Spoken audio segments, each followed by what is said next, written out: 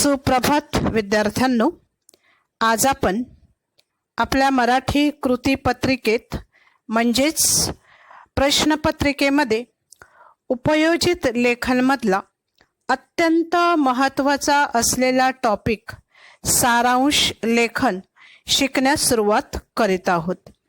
तर सारांश लेखन कसं करावं आणि त्या लेखनासाठी परीक्षेमध्ये असलेले मार्क्स ते आपल्याला पूर्ण मार्क्स कसे मिळविता येतील हे आज आपण शिकत आहोत. तर कृतीपत्रिकेमध्ये सारांश लेखनासाठी 6 मार्क्स आहेत, टोटल 6 मार्क्स. तर आता आपण पाहूया सारांश लेखनाचे काही नियम आणि सारांश लेखन लिहिण्याची पद्धत. सारांश लेखन म्हणजे मुलांनो आपले म्हणणे अगदी थोडक्यात सांगणे. जे आपल्याला जे काही सांगायचं आहे ते सविस्तरपणे म्हणजे खूप मोठ्या प्रमाणात न बोलता किंवा न लिहिता अगदी थोडक्यात, इन शॉर्ट ज्याला आपण म्हणतो तसं अगदी थोडक्यात परंतु महत्त्वाचे पॉइंट त्यामध्ये आणणे, बोलणे किंवा लिहिणे म्हणजेच सारांश लेखन. आजच्या काळामध्ये आपलं मोठं लेक्चर ऐकायला किंवा लिहायला कोणाला वेळ नसतो आणि म्हणून त्यासाठी सारांश याने थोडक्यात आपल्याला जे काही सांगायचं आहे ते सांगणं किंवा लिहिणं महत्त्वाचं असते. तर सारांश लेखनाच्या पायऱ्या म्हणजे स्टेप्स, की सारांश लेखन कसं लिहावं. तर सर्वात प्रथम सारांश लेखनासाठी आपल्याला जो परिच्छेद याने पॅरेग्राफ दिलेला असतो, तुम्हाला माहीतच आहे की सारांश लेखनासाठी आपल्याला एक अनसीन असा किंवा सीन सुद्धा येऊ शकतो असा एक पॅरेग्राफ, एक परिच्छेद देतात. मग सर्वात प्रथम आपल्याला त्या परिच्छेदाचे लक्षपूर्वक वाचन करायचं आहे. म्हणजे दिलेला जो पॅरेग्राफ आहे, परिच्छेद आहे, तो अगदी काळजीपूर्वक वाचायचा. त्यानंतर त्या परिच्छेदातील आशयाचे आकलन करणे. आशय म्हणजे अर्थ, की त्या परिच्छेदामध्ये काय सांगितलेलं आहे, त्या पॅरेग्राफमध्ये आपल्याला काय सांगितलेलं आहे, त्याचा अर्थ काय आहे, त्याचा आकलन करणे. आकलन करणे म्हणजे समजून घेणे की तो पॅरेग्राफ, तो परिच्छेद कशाबद्दल आहे, कोणाबद्दल आहे, त्याचा मूळ विषय कोणता आहे, त्याचा अर्थ काय आहे, हे सगळं आपल्याला समजून घेतलं पाहिजे. त्यानंतर त्या पॅरेग्राफची, या परिच्छेदाची मध्यवर्ती विचार जाणून घेणे. मध्यवर्ती ज्याला तुम्ही सेंट्रल आयडिया असे म्हणता, की मध्यवर्ती विचार जाणून घेणे मीन्स त्या उतार्याची जी सेंट्रल आयडिया आहे, मध्यवर्ती कल्पना आहे, ती तुम्ही समजून घ्यायची आहे. आणि शेवटचा मुद्दा म्हणजे शेवटी काय करायचं आहे की समजलेला विचार स्वतःच्या शब्दात थोडक्यात मांडायचा आहे. म्हणजे सुरुवातीला तो पॅरेग्राफ काळजीपूर्वक वाचायचा. वाचून झाल्यानंतर त्यामध्ये सांगितलेला जो अर्थ आहे, म्हणजे जो विषय, जो सब्जेक्ट आहे, त्या विषयाचा जो अर्थ आहे, तो अर्थ नीट समजून घेणे, लक्षात घेणे. त्या पॅरेग्राफची, त्या उतार्याची जी मध्यवर्ती कल्पना याने सेंट्रल आयडिया जी आहे ती समजून घेणे. आणि आता तो सारांश याने थोडक्यात आपले विचार, आपल्याला समजलेला आपण लिहायचं आहे, आपले विचार आपण मांडायचे आहेत. मीन्स अर्थ काय की कमीत कमी शब्दात सारांश लिहून त्या विषयाचा पूर्ण अर्थ समजून घेणे, ह्यालाच म्हणतात सारांश लेखन. ओके. तर आता आपण 1-2 अशी एक्झाम्पल याने उदाहरण घेऊन सारांश लेखन कसा करतात त्याची प्रॅक्टिस करतोय. तर आता उदाहरणादाखल एक उतारा म्हणजे एक पॅरेग्राफ मी तुमच्या समोर वाचते. त्या पॅरेग्राफवर सारांश लेखन कसं केलेलं आहे ते सुद्धा आपण पाहूया. खालील उतार्याचे सारांश लेखन करा. मुकुल डे यांच्यासारखा आज जागतिक कीर्ती मिळवलेला चित्रकार शाळेतल्या गणित, व्याकरण वगैरे विषयात अजिबात रमत नसे.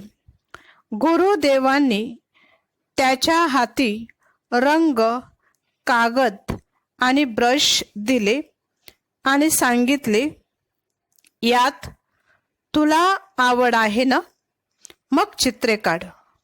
शांतीदेव घोषांना सुरांचे आणि नृत्यांचे प्रेम. त्यांना तंबोरा आणि घुंगरू दिले. निसर्गात वृक्षवल्ली जशा स्वधर्माने वाढतात तसे मानवी जीवन वाढले पाहिजे. नारळाच्या झाडाकडून आंब्याची अपेक्षा केली नाही. भेंडीच्या रोपाला केळी का लटकत नाहीत याची चिंता केली नाही.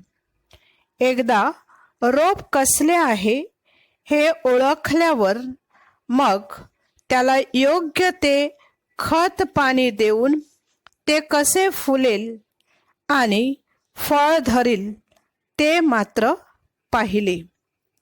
त्याप्रमाणे जोपासले. सगळ्या झाडांना पाणी, ऊन आणि माती हवीच.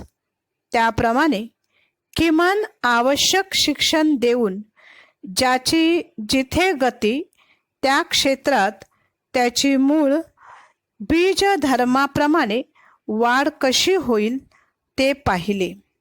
म्हणूनच शांतिनिकेतनात मुलामुलींची भरती प्राथमिक शाळेपासून करण्याचा गुरुदेवांचा आग्रह असे. बघा मुलांनो, हा उतारा मी तुमच्या समोर वाचलेला आहे आणि ज्यांनी रवींद्रनाथ टागोरांचं नाव ऐकलेलं आहे उर्फ गुरुदेव, त्यांना माहीत असेल की रवींद्रनाथ टागोरांचा शांतिनिकेतन म्हणून एक वसतिगृह याने आश्रम होतं आणि त्या आश्रमात मुलं शिकायला यायची. तिथल्या विद्यार्थ्यांना किंवा तिथल्या मुलांना ज्या ज्या गोष्टीमध्ये रस होता, आवड होती, त्यांचा इंटरेस्ट होता, ते करण्याची मुभा किंवा फ्रीडम गुरुदेवांनी त्यांना दिलेलं होतं.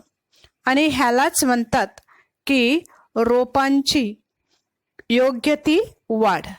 म्हणजे तुम्हाला ह्या पॅरेग्राफची मध्यवर्ती कल्पना यानी सेंट्रल आयडिया मी तुम्हाला सांगते की काय सांगितलेलं आहे की प्रत्येक मुलांना, प्रत्येक व्यक्तीला ज्या विषयात, ज्या गोष्टीत रस आहे, आवड आहे, इंटरेस्ट आहे, तेच त्यांना करू दिलं पाहिजे. कारण त्याच ठिकाणी त्यांची वाढ होते, त्यांचा विकास होतो. आणि त्यासाठी काही एक्झाम्पल इथे सांगितलेले आहेत की आपण नारळाच्या झाडाकडून आंब्याची अपेक्षा करत नाही. यानी कोकोनट ट्री, देखिए बच्चों कि कोकोनट ट्री पर कोई आम की इच्छा नहीं करता है कि इस ट्री पर आम लगेंगे, कभी नहीं, ये नामुमकिन है. वैसे ही भेंडी, जिन्हें हम लेडीज फिंगर कहते हैं, कि भेंडी का जो प्लांट है उसमें कभी बनाना यानी केला नहीं उगता है. ह्याचा अर्थ काय की प्रत्येक जण आपापल्या स्वधर्माने, स्वधर्म यानी स्वतःच्या स्वभावाने वाढत असतो, पुढे जात असतो.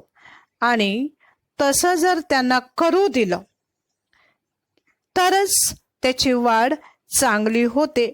आणि म्हणूनच इथे म्हटलेलं आहे की शांतिनिकेतनामध्ये अगदी प्राथमिक शाळेपासून याने प्रायमरी स्कूलपासून गुरुदेवांनी हाच आग्रह आणि हट्ट धरलेला कि हर कोई अपनी इच्छा और इंटरेस्ट के अनुसार ही पढ़ेंगे, आगे चलेंगे। तर बघूया ह्या उताराचा सारांश लेखन एकदम शॉर्ट मध्ये एकदम थोडक्यात कसा केलेला आहे।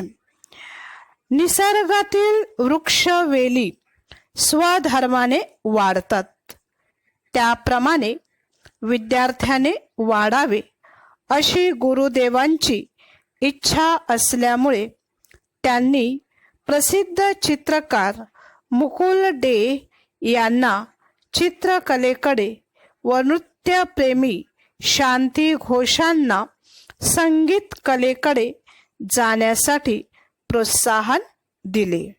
मुकुल डे यांना चित्रांची आवड होती, चित्र काढायची आणि ड्रॉइंग करायची, आणि शांती घोष यांना नृत्य याने डान्स करण्याची आवड होती, आणि म्हणून गुरुदेवांनी ह्या दोघांना त्यांच्या त्या क्षेत्रामध्ये जाण्यास प्रोत्साहन याने एनकरेज केलं।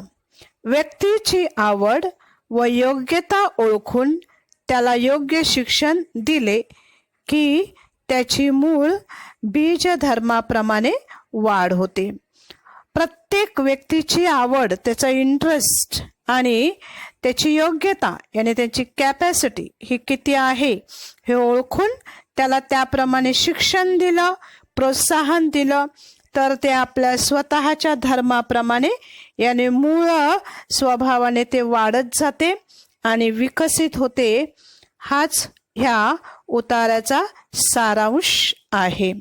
बघा मुलांनो, सारांश लेखन करते समय ऐसे बताया जाता है, क्वेश्चन पेपर में, कृति पत्रिके में बताया जाता है, सारांश लेखन 100 यानी 100 से 120 शब्द में होना चाहिए, यानी 100 ते 120 शब्दांचा।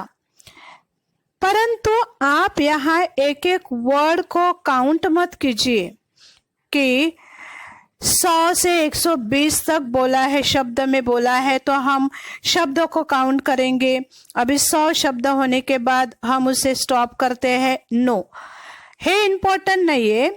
तर त्या उतार्याचा, त्या पॅरेग्राफचा जो मूळ अर्थ आहे, मेन अर्थ आहे, तो अर्थ तुमच्या सारांश मध्ये प्रकट झाला पाहिजे, तरच तुम्ही उत्तम रीतीने याने चांगल्या प्रकारे सारांश लेखन केलं आहे असं म्हणता येईल। तर लक्षात ठेवायचं की सारांश लेखन थोडक्यात लिहायचं आहे, त्या उताराचा संपूर्ण अर्थ लक्षात घ्यायचा आहे आणि अतिशय कमी शब्दामध्ये आणि अर्थपूर्ण शब्दामध्ये तो सारांश कंप्लीट करायचा आहे। आता आपण अजून एक उदाहरण घेऊया, अजून एक पॅरेग्राफ वाचून त्यावरचा सारांश पाहूया। दुसरा पॅरेग्राफ वाचते, लक्ष द्या। मानवी जीवन विकासात शिक्षणाला महत्त्वपूर्ण स्थान आहे। शिक्षण मानवाच्या मानसिक व बौद्धिक शक्तींचा विकास करते। शिक्षणाशिवाय माणूस पशु समान होतो। स्त्री आणि पुरुष या दोघांनीही शिक्षण घेणे अत्यंत आवश्यक आहे। जर स्त्रियांना शिक्षण देण्यात आले नाही तर अर्धा अधिक समाज मागासलेला राहील। आजकाल जगातील पुष्कळशा भागात आपणास स्त्री शिक्षणाचे चांगले परिणाम दिसून येतात। परिणामतः पुष्कळ वाईट रीतीभाती आणि अंधश्रद्धा समाजातून वेगाने नाहीशा होत आहेत। राष्ट्रीय विकासाच्या प्रत्येक क्षेत्रात आज स्त्रिया पुरुषांच्या बरोबरीने काम करीत आहेत आणि त्यांच्या बरोबरीनेच जबाबदारीच्या कामात त्यांना मदत करीत आहेत। देखिए बच्चों, इस पैराग्राफ में शिक्षा और स्त्री शिक्षा यानी शिक्षण आणि स्त्रियांना देण्यात आलेल्या शिक्षणाचं महत्व किती जास्त आहे, कितना इम्पॉर्टंट है, ये बताया है। ह्या उतारामध्ये सांगितलेलं आहे की शिक्षण माणसाच्या जीवनाचा फार मोठा विकास घडवून आणत आहे आणि जर त्यात स्त्रीला शिक्षण मिळत आहे, स्त्री जर शिक्षण घेत आहे तर ती खूपच पुढे प्रगत किंवा विकसित होत आहे।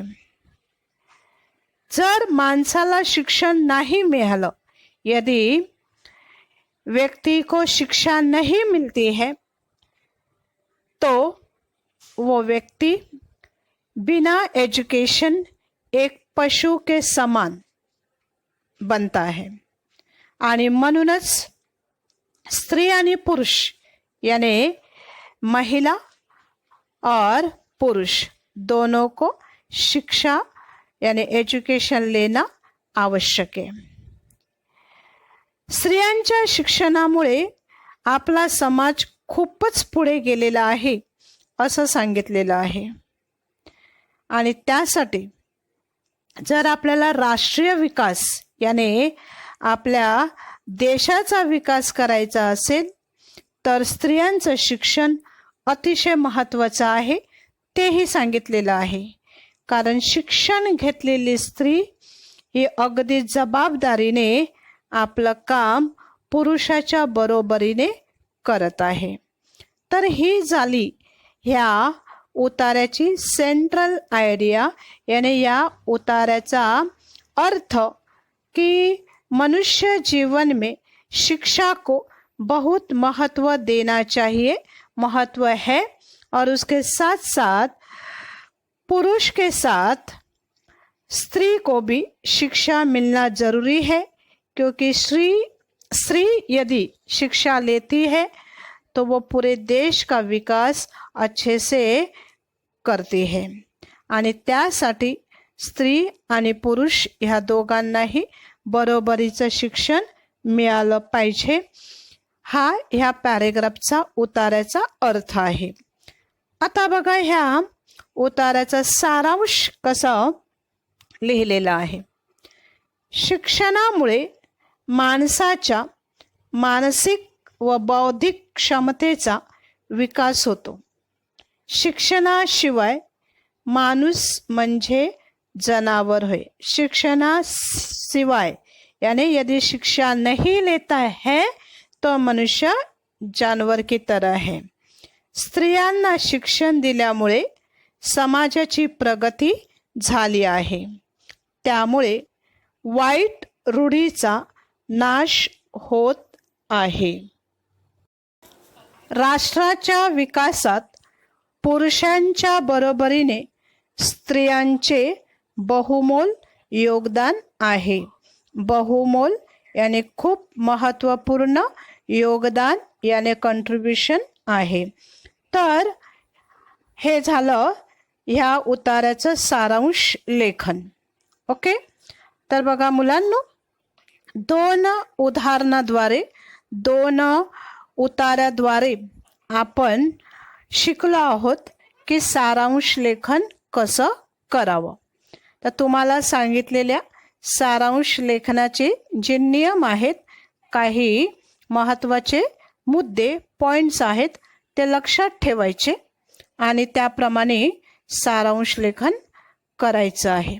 परीक्षेमध्ये अत्यंत महत्त्वाचं म्हणजे 6 मार्कासाठी हे सारांश लेखन येणार आहे। कोणताही उतारा असू द्या, सीन अनसीन म्हणजे पठित अपठित, तो उतारा वाचायचा, त्याची जी सेंट्रल आयडिया यानी मध्यवर्ती कल्पना आहे ती लक्षात घ्यायची आणि सोप्या भाषेमध्ये अगदी कमी शब्दामध्ये ते सारांश लेखन आपल्याला करायचं आहे.